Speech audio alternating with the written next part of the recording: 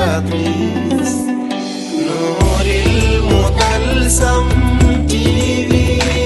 have heard recently someone saying that the descent of the Prophet Isa salam will happen at the Maghrib prayer, whereas it will really take Fajr.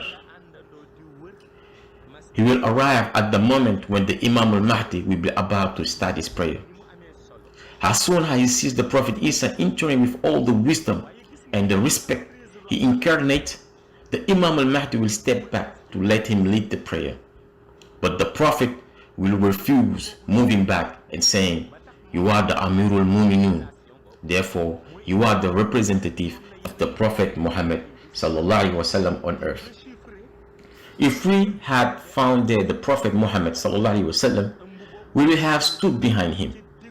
We are all Islam missionaries. Then the Prophet Isa will recite the intention of praying, and the Imam Mahdi will lead the prayer on that day. Imam al-Mahdi will be dressed in the white jalaba and his great turban. After the prayer, during the greeting, the Prophet Isa will kiss the green turban, which will show the high rank of Imam al-Mahdi. It will coincide with the Friday morning, but there's a reality behind this organization in the real world. Before the 40 years of Imam al-Mahdi, in the world of Ghaib, the Prophet Isa will ask the permission to descend on earth to begin his mission to help the Mahdi to end the crisis and the disorder of the end of the time. He will repeat this request 3 times.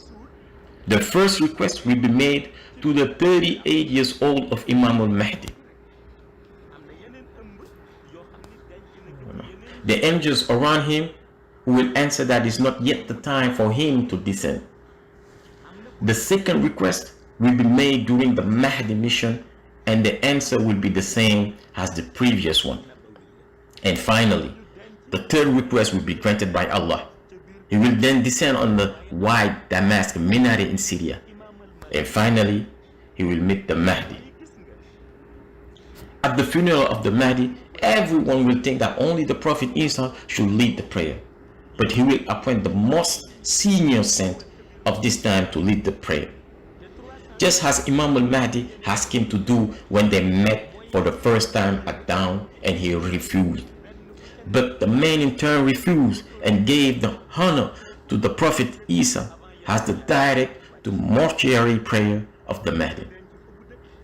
The real world will consider that it is the holy man who will have lead the prayer, because it is he who has designed by the Prophet Isa, because the wishes of the Prophet are always granted. No.